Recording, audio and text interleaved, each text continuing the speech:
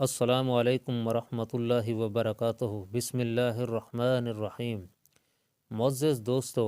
اللہ سبحانہ و تعالی نے اس کائنات کے اندر بے شمار چیزوں کو تخلیق فرمایا ہے، اور اللہ تبارک و تعالی کی تخلیق کردہ تمام اشیاء کسی نہ کسی حکمت کے تحت وجود میں آئی ہیں، جس کو اللہ تبارک و تعالی خوب جانتا ہے۔ اللہ تبارک و تعالی نے اس کائنات کے اندر کسی بھی چیز کو فضول پیدا نہیں فرمایا۔ معزز خواتین و حضرات، آج کی اس ویڈیو کے اندر ہم جانیں گے کہ اللہ تبارک و تعالی نے چھچھندر کو کب اور کیوں پیدا فرمایا، اور کس طرح سے اللہ تبارک و تعالی نے اس کے ذریعے سے قوم سبا کو ہلاک فرمایا۔ اور اللہ سبحانہ و تعالی نے ہر ایک چیز کو آنکھیں دی ہیں، بینائی عطا فرمائی ہے، لیکن چھچھندر کو اندھا کیوں پیدا فرمایا؟ اور اگر کوئی شخص چھچھندر کو اپنے خواب میں دیکھے تو اس کی کیا تعبیر ہوگی؟ معزز دوستو، چھچھندر ایک اندھا بہرا چھوٹا سا جانور ہے جو اپنے سامنے کی چیزوں کو محض سونگھنے سے پہچان لیتا ہے۔ باوجود یہ کہ چھچھندر اندھی ہوتی ہے، مگر پھر بھی اپنے بل سے باہر آتی ہے اور منہ کھول کر بل کے باہر بیٹھ جاتی ہے۔ مکھیاں اس کے منہ کے ارد گرد بیٹھ جاتی ہیں تو یہ ان کو پکڑ کر نگل لیتی ہے، اور یہ مکھیوں پر اس وقت حملہ کرتی ہے جب کافی تعداد میں مکھیاں اس کے منہ کے قریب جمع ہو جاتی ہیں۔ بعض حضرات نے کہا ہے کہ چھچھندر اصل میں اندھا چوہا ہے، جس کو صرف قوت شامہ یعنی کہ سونگھنے کے ذریعے سے چیزوں کا علم ہو جاتا ہے۔ ارسطو اپنی کتاب النوف میں لکھتا ہے کہ چھچھندر کے علاوہ تمام حیوانات کی دو آنکھیں ہوتی ہیں، اور چھچھندر کو اندھا اس لیے پیدا کیا گیا ہے کہ یہ زمین کے اندر رہنے والا جانور ہے، اور اللہ سبحانہ و تعالی نے زمین کو اس کے لیے ایسا بنا دیا ہے جیسا کہ مچھلی کے لیے پانی، اور اس کی غذا کو زمین کے اندر ہی مہیا کر دیا گیا ہے۔ آنکھوں کے بدلے اللہ تبارک و تعالی نے اسے سونگھنے اور سننے کی قوت بہت زیادہ دی ہے، اور یہ دور سے ہی خفیف سی آہٹ کو سن لیتی ہے اور فوراً کود کر زمین کے اندر گھس جاتی ہے۔ اور اس کو پکڑنے کی ترکیب یہ ہے کہ اس کے سوراخ کے باہر کچھ جوئیں رکھ دی جائیں جن کی بو پا کر کھانے کے لیے باہر نکل آئے، چنانچہ پھر اس کو بآسانی پکڑا جا سکتا ہے۔ اور یہ بھی کہا گیا ہے کہ چھچھندر کی قوت سامع یعنی سننے کی قوت دوسرے جانوروں کی قوت بصر یعنی دیکھنے کی قوت کے برابر ہوتی ہے۔ دوسرے جانور جتنی دور دیکھ سکتے ہیں، چھچھندر اتنی دور کی آواز سن سکتی ہے۔ چھچھندر کو اچھی خوشبودار چیزوں سے نفرت اور بدبودار چیزوں سے رغبت ہوتی ہے، چنانچہ وہ خوشبودار چیزوں سے بھاگتی ہے اور گندنا پیاز وغیرہ کی خوشبو پر فریختہ ہوتی ہے۔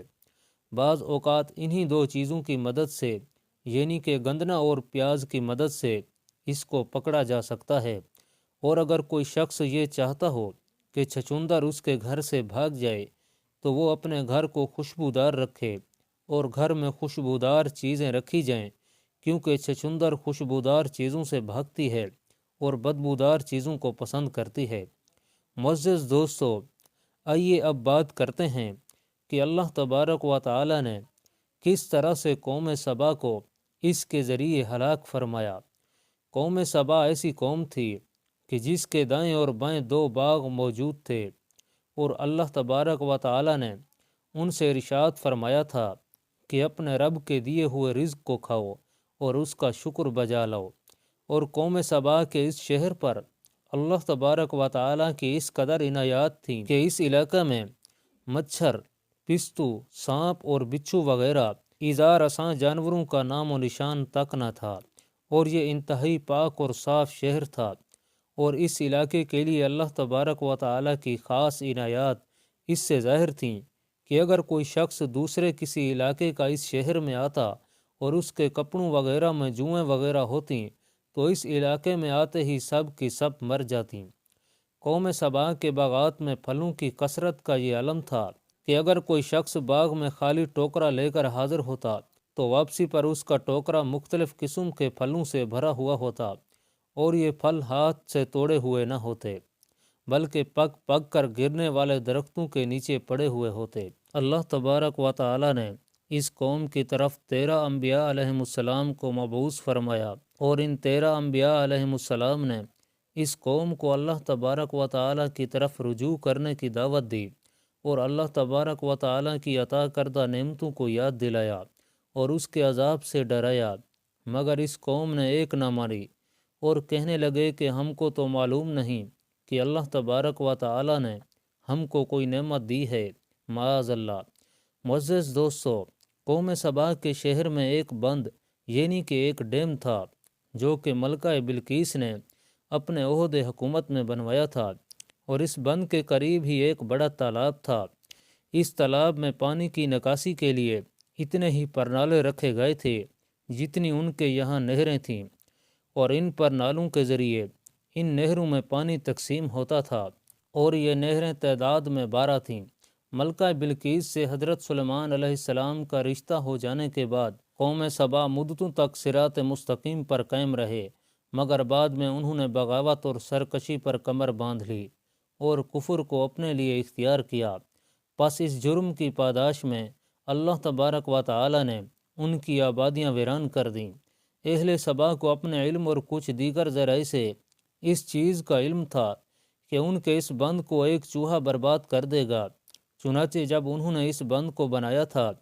تو ہر 2 پتھروں کے درمیان کوئی سوراخ ایسا نہیں چھوڑا تھا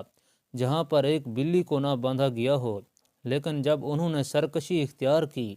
تو اللہ تبارک و تعالیٰ کا ان پر عذاب آیا، تو اللہ تبارک و تعالیٰ نے ایک سرخ چوہا نمودار کیا اور اس نے ان بلیوں میں سے ایک بلی پر جست لگئی، چنانچہ بلی چوہے کو پکڑنے کے لیے اپنی جگہ سے کچھ ہٹ گئی، جس کا نتیجہ یہ ہوا کہ بند ٹوٹ گیا اور پانی بہہ کر پوری بستی میں پھیل گیا، اور قوم سبا کا تمام مال و اسباب، باغات، کھیتی وغیرہ سب کے سب غرق ہو گئے، حتیٰ کہ مکانات بھی زیر زمین دفن ہو گئے۔ حضرت ابن عباس رضی اللہ تعالیٰ عنہ سے مروی ہے کہ اس بند کو ملکہ بلقیس نے بنوایا تھا، اور اس کی تعمیر کی وجہ یہ تھی کہ اہل سبا آپس میں اپنی اپنی وادیوں کے لیے پانی پر لڑا کرتے تھے، چنانچہ ملکہ نے سب وادیوں کے پانی کے بہاؤ کو روکنے کے لیے 2 پہاڑوں کے درمیان بڑے بڑے پتھروں کو تاروں سے پیوست کر کے ایک دیوار بنوا دی جس کو بند کہا جاتا ہے۔ اس بند کے 3 درجے تھے اور ان سے پانی کے نکلنے کے لیے 12 راستے بنائے گئے تھے، کیونکہ ان کی 12 نہریں تھیں، چنانچہ جب پانی کی ضرورت پڑتی تو ان 12 راستوں کو کھول دیا جاتا۔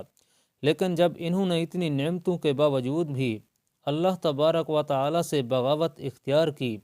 اور صراط مستقیم سے ہٹ گئے تو اللہ تبارک و تعالیٰ نے ایک اندھے چھچندر کے ذریعے ان کو تباہ و برباد کر دیا۔ معزز دوستو، جب سیلاب سے سبا کے سارے شہر غرق ہو گئے